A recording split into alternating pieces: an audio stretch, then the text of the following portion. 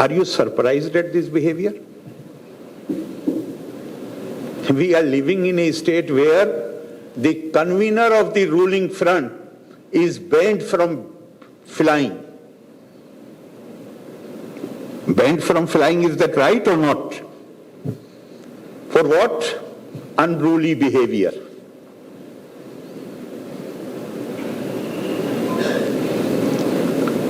They think that it is their right to break the law. And when I said, not just convener of the UDF, one minister trashes constitution publicly, and he is removed from the Council of Ministers. Another former minister challenges the territorial integrity of India by using the language of Pakistan. Do you think these incidents are merely lapse on the part of these individuals? No. This is how they are indoctrinated in their training camps. The only mistake they have committed is that they said something which is taught to them. They said it publicly. And that is why I said that there are certain ideologies which have originated outside India. They believe in the legitimacy of the use of force to silence dissent, difference of opinion, and to liquidate those whom they consider their class enemies. Who are the class enemies? Class enemies are those who have a politically different viewpoint. I did not ask whether there were members and I did not name anybody.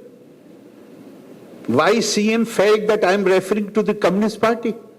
I am asking this question. There are other terrorists also. But he realized, because this is what they teach in their camps.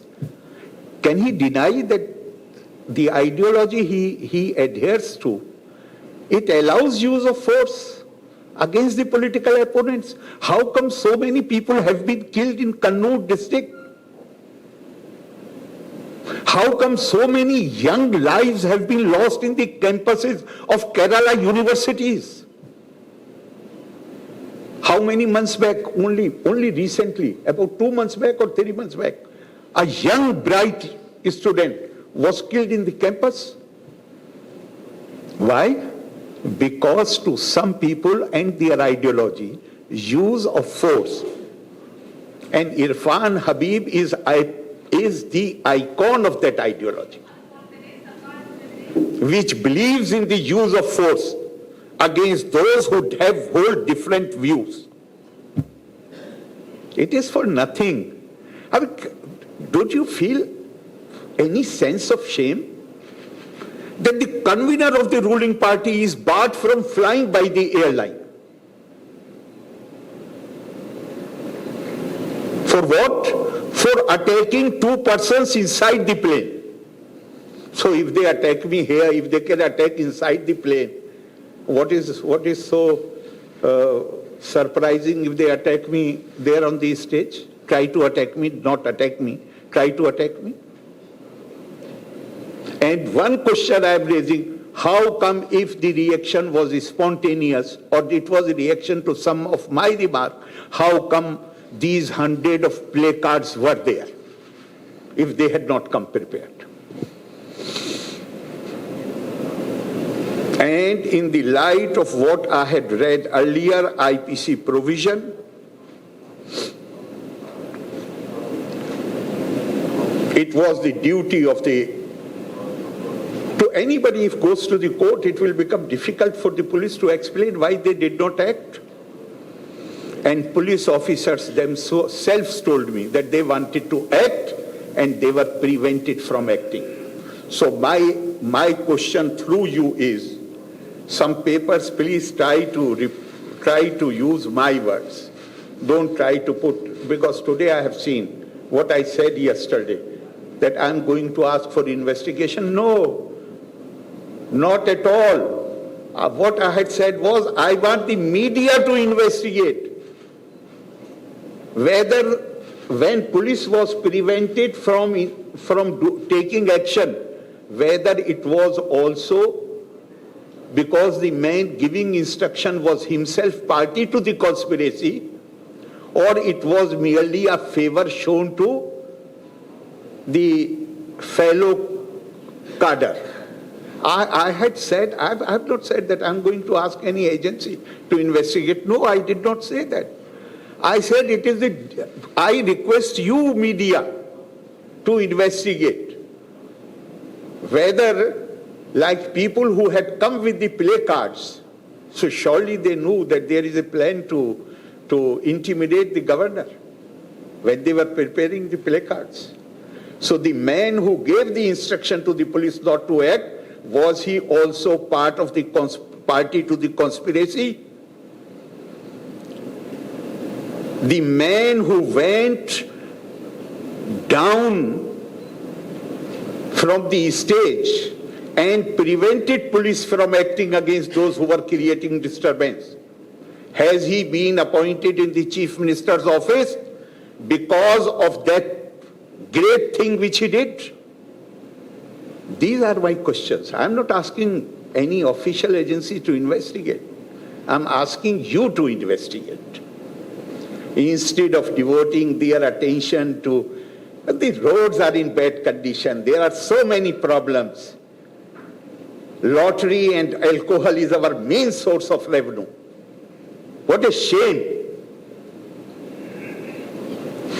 Instead of doing anything for the people of Kerala, instead of developing the infrastructure, instead of building the roads, instead of improving the tourism infrastructure, all their attention is focused on silencing those who differ with them. And they are not ready to spare even the Raj Bhavan. Can you imagine anybody? Nobody, and I'm saying it with all clarity in my mind, nobody has any authority to give directions to the Raj Bhavan, whom I should have in my personal staff, how the affairs should be conducted. The only authority in India is President of India. And here, a secretary of the government of Kerala is forced to write a letter to the Raj Bhavan, trying to dictate how Raj Bhavan should run its affairs. And what ultimately they had to eat humble pie? The day I asked for his removal, I was fully aware that man is innocent. But I wanted to send a message that these pressure tactics are not going to work on me. But even that has not opened their eyes. They continue. For how many days I ask you, for how many days write-ups were appearing in the press, government is going to curtail the power of governor? Was it happening before the passage of bill or not? I ask you. Who was sponsoring those articles? I have already told you, you take over as chancellor. Why don't you take over? Who are you to curtail my powers? My powers come from constitution and conventions. It is not your sweet will. You have freedom to malign, to undermine, to malign, to heap indignity on the... You are going to cut my powers? Who are you? I have administered oath of office to you, you have not. They have crossed all the limits.